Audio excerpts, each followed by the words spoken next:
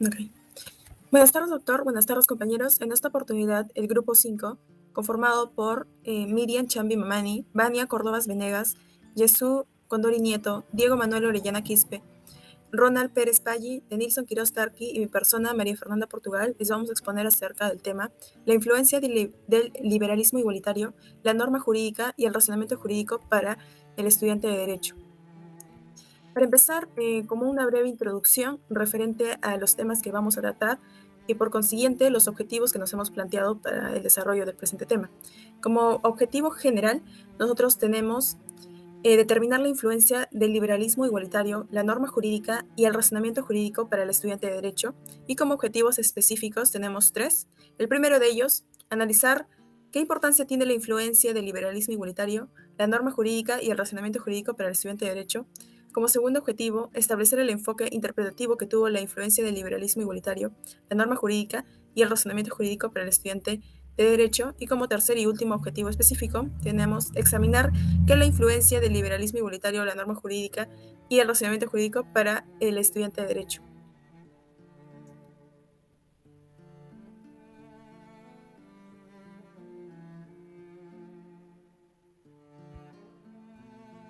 Buenas noches, doctor, compañeros todos. Daré inicio hablando sobre el liberalismo igualitario y la justicia fundada en la libertad e igualdad. En este caso, liberalismo igualitario no es más que libertad e igualdad, y pues son términos en los que se fundamenta la justicia.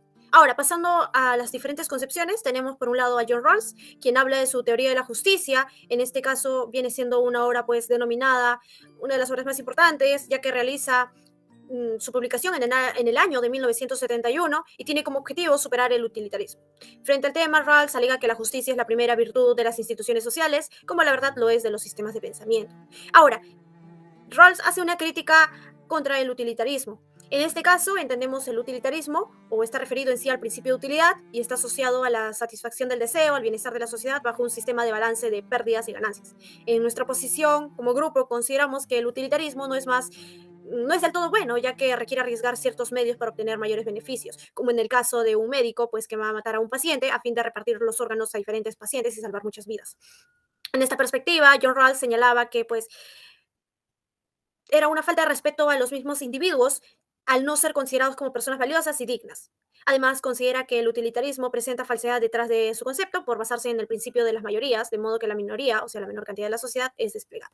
Por otro lado, también critica el perfeccionismo y en esta misma perspectiva entiende pues que el perfeccionismo se dirige a la sociedad a proyectar instituciones que se encargan estos de imponer derechos y obligaciones justamente a la sociedad. Todo ello a fin de maximizar los resultados, ya sea en el arte, la ciencia o la cultura, ¿no? O sea, que sea perfecto. Pero, pues, demuestra cierta imposición en este caso. Y, en cierta forma, John Rawls no estaba de acuerdo con el perfeccionismo ni el utilitarismo. Ahora, por otro lado, la justicia como imparcialidad, pues debemos tener en cuenta que bueno, la sociedad es un papel importante, ¿no? Y para ello necesita estar bajo un sistema de derechos, obligaciones, ¿no? Lo que fundamenta la justicia. De ello también podemos entender la necesidad de los principios para distribuir correctamente los derechos y obligaciones en la sociedad. Y de eso nos hablaba John Rawls. Así también nos habla de la posición original y el velo de la ignorancia. Por un lado, la posición original es entendida como el punto medio entre la concepción de la persona y los principios, el cual va a asegurar un acuerdo apropiado para la imparcialidad, y para ello es necesario pues una igual libertad. Referente al tema, Rawls afirma que la intención de la posición original es establecer un procedimiento equitativo según el cual cualesquiera que sean los principios convenidos, estos sean justos. Mientras que el velo de la ignorancia, por otro lado, es aquel equilibrio reflexivo que va a requerir que las partes conozcan la información completa y perfecta. Es decir, frente al tema, Rawls pues alega, ¿no?, que ante todo nadie conoce su lugar en la sociedad, su posición o clase social, tampoco sabe cuál será su suerte en la distribución de talentos y capacidades naturales, su inteligencia y su fuerza, entre otras cosas. Así también nadie conoce la concepción del bien ni los detalles. Y en esto, más que todo, se basaba lo que era el velo de la ignorancia.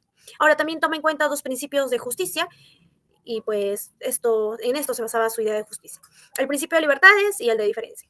En las libertades se refiere más que todo a las personas que intervienen y que estos deben tener igual derecho a los demás, como por ejemplo las libertades políticas, como es el derecho a votar, la libertad de reunión, entre otros, ¿no? Y el principio de diferencia o igualdad de oportunidades, perdón, habla de las desigualdades sociales y económicas y que estas deben ser conformadas de modo tal que se espere razonablemente que sean ventajosos para todos y se vinculen a empleos y cargos asequibles a todos. Por otro lado, el pensamiento de Amartya Sen nos habla, pues, que para tener una teoría de la justicia implica poner la razón en juego en el diagnóstico de la justicia y la injusticia. A diferencia de Rawls, Sen rechaza elaborar una sociedad perfecta o ideal, ¿no? Por esta parte, el o Amartya Sen se preocupa de cómo reducir la justicia, siendo para él más importante del cómo reducir la justicia el cómo superar, ¿no?, estas injusticias actuales. Ahora, se pone el ejemplo de tres niños que discuten sobre la titularidad de una flauta. Por un lado tenemos a Ana, quien tiene un argumento de tipo utilitario y argumenta, pues, ¿no?, que le corresponde la flauta porque ella lo hizo. Mientras por otro lado tenemos a Marcos, quien tiene un argumento de tipo igualitario, quien señala que pues está en un estado de pobreza y de necesidad y por eso le corresponde la flauta. Y por otro lado tenemos pues a Carla, quien tiene un argumento más racional y argumenta que es la única de los tres que sabe tocar la flauta. Entonces, ello nos va a demostrar la pluralidad de justicia en la vida y de dicho modo Zen critica el enfoque trascendental por su redundancia y es que de esta manera plantea la analogía, pues si estamos tratando de elegir entre dos situaciones con cierto grado de injusticia, ¿de qué nos sirve saber cuál es el estado ideal independiente del cual es el concepto de justicia utilizado? Bueno, esto sería todo por mi parte. Le doy el pase a mi compañero. Muchas gracias.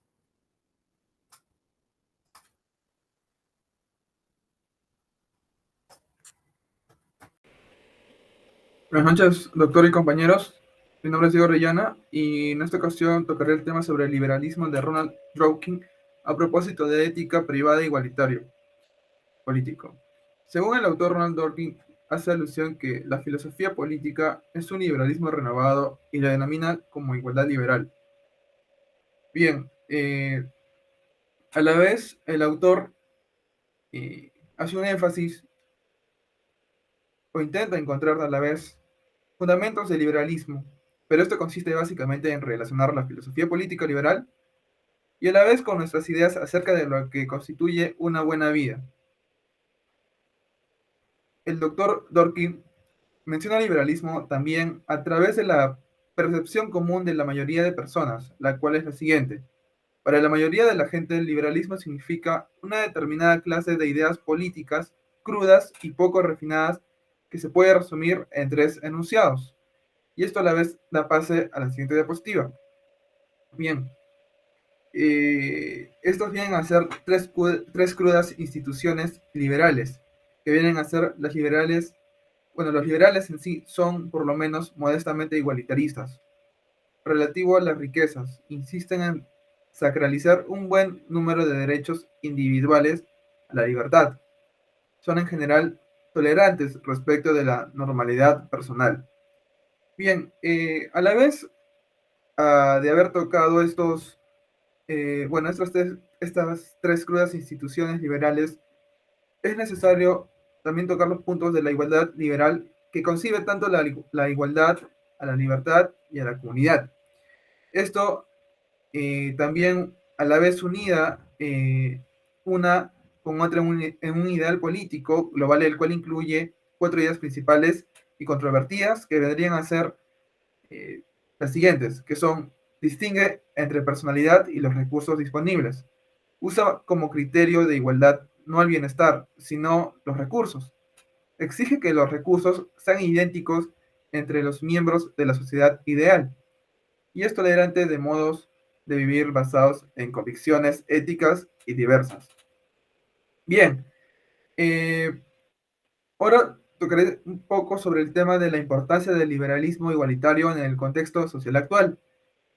Como bien sabemos, el liberalismo igualitario ve a todas las personas libres. Estas desde su nacimiento y a la vez son iguales ante la ley, porque a la vez también recibirán la misma protección y trato de las autoridades y también gozarán de los mismos derechos, libertades y también oportunidades sin ninguna discriminación, tanto sea por su raza, por su religión, por su origen nacional, lengua, opinión política o incluso filosófica. Eso sería todo por mi parte. Muchas gracias. Bueno, continuando con la posición de la filosofía de derecho, pasamos a la norma jurídica y el razonamiento jurídico, los aspectos fundamentales. Uno dice Fernando de Transiné. Este autor nos dice de que la norma jurídica es más que la doctrina misma que conocemos. Su autonomía representa se basa en el contacto social que lo hizo Rousseau frente a los espíritus de las leyes de Montesquieu. Dicho esto, dice que el orden social, mejor dicho, la jerarquía en donde vivimos, tiende a estar basado en una seguridad jurídica. Es decir, de que la norma en sí mismo tiene que representar dos aspectos, un aspecto legal y un aspecto de seguridad ante las personas. Por tanto, este orden, como él lo describe, se tiene que reflejar en la norma. Una norma tiene que cumplir esos dos parámetros para que la idea misma de la norma tenga un sentido que pese dentro de la sociedad. Podemos pasar de que el entendimiento que él tiene de la naturaleza jurídica viene más allá de la misma, sino que la misma naturaleza en el ámbito de derecho tiene diferentes ramas, por tanto, diferentes naturalezas. Y siendo prácticos, la naturaleza viene del porqué del mismo, su razón de ser. El derecho civil, derecho penal, laboral, notarial, etcétera, tiene su razón de ser. El derecho civil prima el interés, es decir, que su naturaleza viene a ser mismo el interés de los privados, de los particulares. El derecho penal va a primar la libertad de la persona. El derecho laboral va a primar el deber del empleador con el empleado, que las condiciones sean justas. Y básicamente, la filosofía misma busca entender, o mejor dicho, darle una respuesta a aquellas situaciones que por una vía lógica, una vía constitucional, o mejor dicho, una vía crítica no se puede llegar a cabo. Por tanto, podemos decir de que el entendimiento de la naturaleza para este autor es más complicado de lo que se puede apreciar, ya que este aún no logra desprenderse un concepto tan fuerte y tan sólido que pueda decir, esta es su naturaleza porque sí, porque el derecho es cambiante y la naturaleza también lo es. Por tanto, nos hace tres preguntas: el por qué, el cómo y qué consecuencias. Básicamente, el porqué de la norma es para a sí mismo regularnos. Las consecuencias, nosotros no lo podemos decir, lo tienen que decir las futuras generaciones en base a lo que nosotros hemos explicado. La norma jurídica nos dice de que esta se particulariza y es abstracta. ¿A qué me refiero? En el aspecto abstracto, la norma tiende a ser una especie de prueba. ¿Por qué? Porque la norma es cambiante. Es decir, que si esta no va a funcionar, se puede cambiar con el efecto social. Y este es particular porque no hay normas diferentes para cada persona, para diferentes grupos sociales. Es decir, para trabajadores tienen su ley laboral.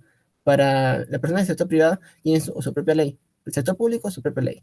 Básicamente la norma viene a particularizar sus intereses frente a la realidad de las personas. Es decir, de que no vas a comparar las mismas realidades de ambas personas porque, por tanto, no pueden ser reguladas de la misma forma. La textura abierta de derecho.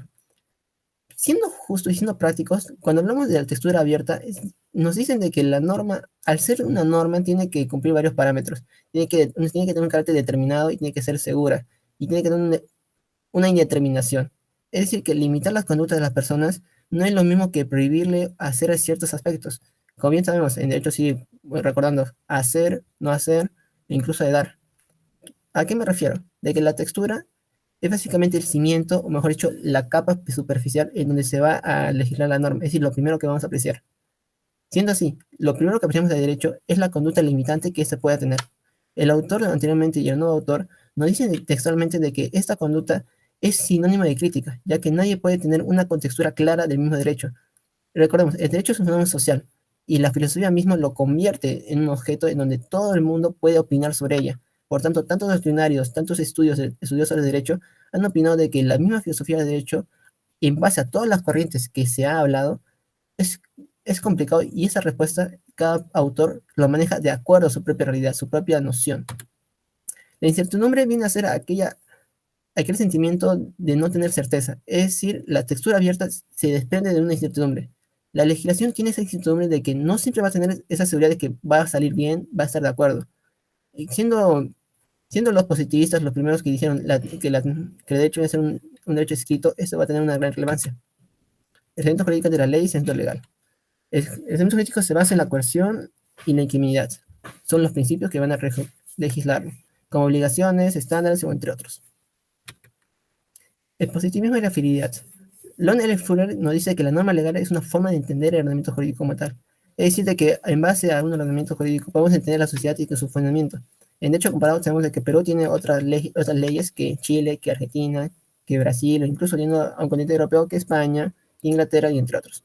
El positivismo jurídico viene a ser la norma escrita como tal. Es decir, de que ésta tiene una autoridad competente y se ajusta a un sistema de reglas ya definidos, así ya existentes. Tenemos el derecho y el razonamiento jurídico. Es un proceso intelectual por el cual los profesores de derecho han Mejor, quieren intentar de que el alumno se desprenda de los valores básicos, que es estudiar la misma doctrina y la jurisprudencia, y quieren el propio medio por el cual ellos pueden aplicar la norma, es decir, su mejor entendimiento. Sabemos de que un juez es el que primero que va a darle su propia motivación, es decir, va a dar su propia interpretación a la norma. Pero la idea es que el mismo alumno pueda hacerlo y que pueda abocarse y aplicarlo en realidad. El signo jurídico es algo que, si bien es difícil de enseñar, se puede dar los cimientos para que ese razonamiento se pueda aplicar. En el derecho existen diferentes razonamientos, bueno, métodos, mejor corrección, como un método literal, un método doctrinal, un método referencial, y entre otros. Por tanto, si hablamos de razonamiento, tenemos que tener unos estándares de qué podemos razonar y bajo qué parámetros. Y por último, tenemos el método tradicional de interpretación de Claude de Pierre, que nos dice de que la interpretación es una norma jurídica fundamental para un proceso legal. Y este se viene a ser por un método tradicional, ¿por qué? Porque las primeras normas fueron basadas en el estudio de la población, es decir, que el estudio de la población fue lo que nos impulsó a crear la norma. Ejemplo, una sociedad que está desordenada por la guerra, una norma sería prohibir la guerra, pero es muy superficial. La idea del derecho mismo es que se pueda regular, es decir, que evita la guerra, normando una prohibición que sea la causa de la misma. Por tanto, el elemento tradicional abarca más un problema directo hacia una solución directa. Es decir, que lo tradicional viene a ser la forma correcta y eficiente de nuestras leyes. Es decir, cómo se van a normar. Eso era todo.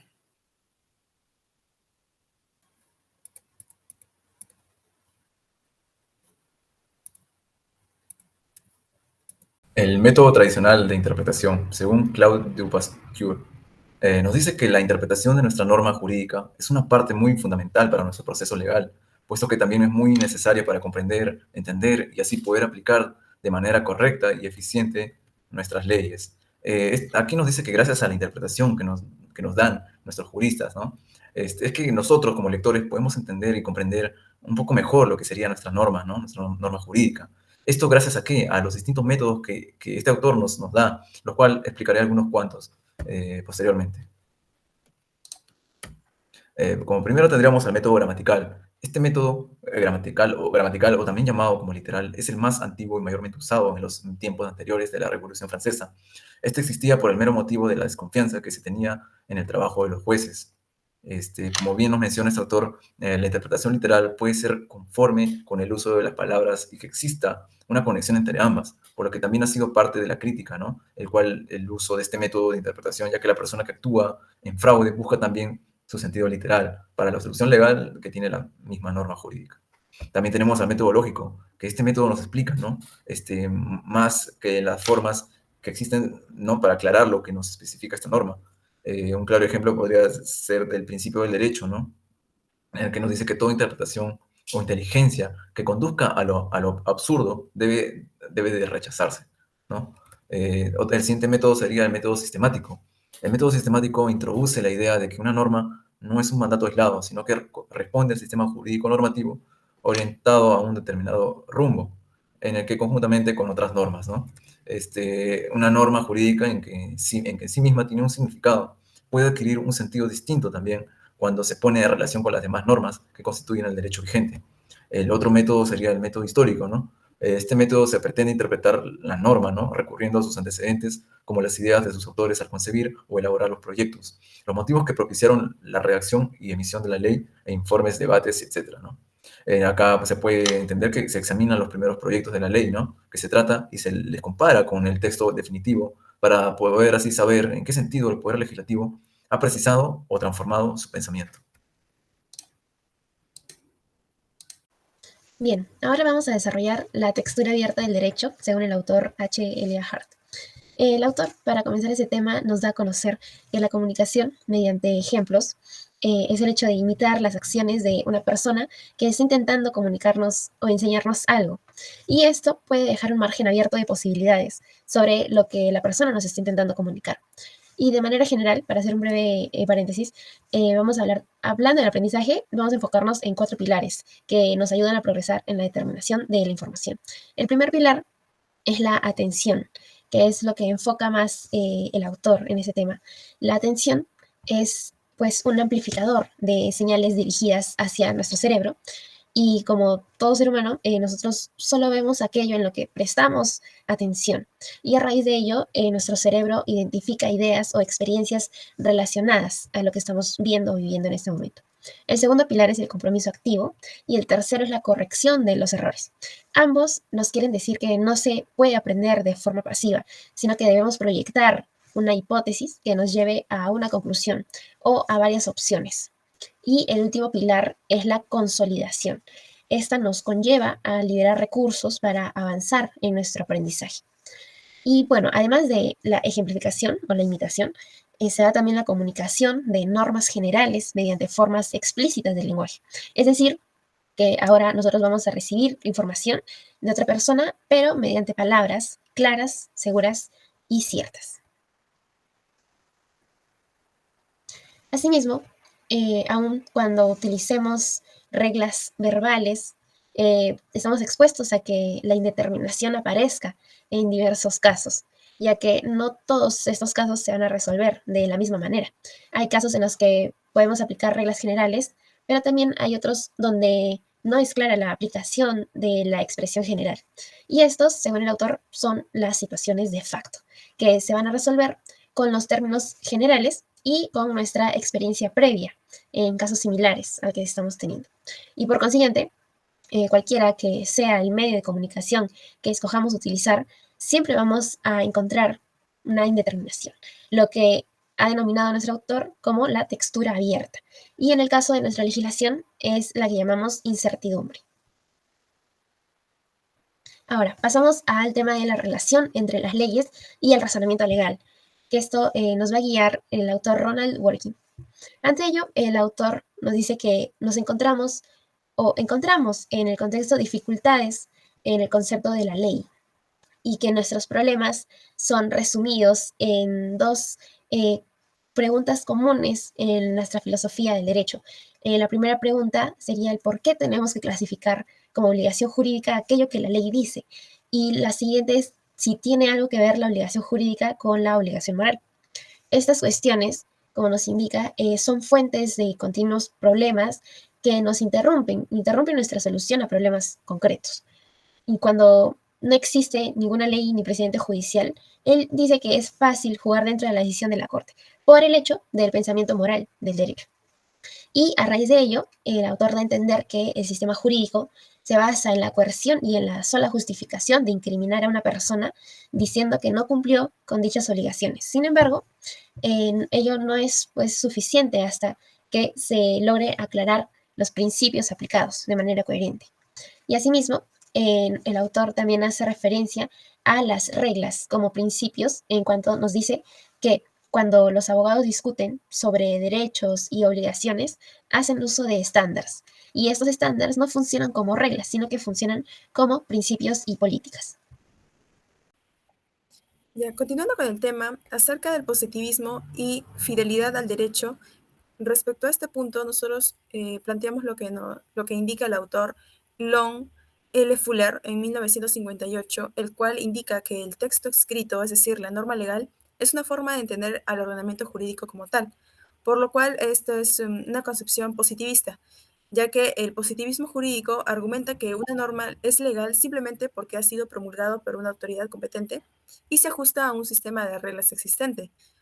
Eh, el positivismo va en contra de la razón de la crítica. Es por eso que se plasma o se hace valer lo que está escrito. Sin embargo, esto no se da sin importar o sin calificarlo antes si es que es justo o moralmente correcto. Establece como dos criterios para considerar a una norma legal, tal como se observa en la diapositiva, que uno, que sea promulgada por una autoridad competente, y dos, que se ajuste a un sistema de reglas existente, bajo un sistema jurídico. Como otro subtema que hemos tratado en nuestro trabajo, tenemos acerca del derecho y el razonamiento jurídico. Al respecto, tenemos lo que nos dice el doctor Fernando Atria en su libro referente del derecho y el razonamiento jurídico, en donde da a entender que el razonamiento jurídico no es más que el proceso intelectual mediante el cual los profesionales del derecho, tales como abogados, jueces académicos, entre muchos otros, analizan y aplican las normas legales para resolver conflictos legales o tomar decisiones en el ámbito legal. Este proceso intelectual implica tanto la interpretación y la aplicación de las leyes, la regulación y los precedentes judiciales para llegar a conclusiones o decisiones más justas que sean coherentes. Este razonamiento jurídico es esencial para garantizar la aplicación justa y equitativa del derecho, ya que corresponde a un proceso intelectual que luego se va a plasmar en físico, tanto como para los jueces en los fallos, para los abogados en las sentencias, entre muchos otros. Dicho proceso involucra mucho lo que son las fuentes generales del derecho, tales como la jurisprudencia y la doctrina legal, así como también involucra principios éticos y morales. Incluso se puede hablar que el razonamiento jurídico depende del razonamiento moral, en el sentido que los principios morales juegan un papel muy importante en el razonamiento jurídico, especialmente en los casos difíciles. Eh, por lo cual, en el mismo Fernando Atria nos dice que hubo una discusión sobre el razonamiento jurídico, ya que esto ha evolucionado el concepto desde la publicación del libro El concepto del derecho de Hart, y ha hecho o ha ampliado una discusión sobre cómo funciona el derecho en la práctica, llegando en sí a que el razonamiento jurídico es un conjunto de todo lo que integra en sí el derecho como concepto, tanto desde la misma jurisprudencia, que es lo práctico y lo que se va actualizando día a día, como la doctrina, que es lo fundamental, así como subjetividades que pueden ser como los principios éticos y morales respecto de cada profesional del derecho en el ámbito de aplicación de la ley.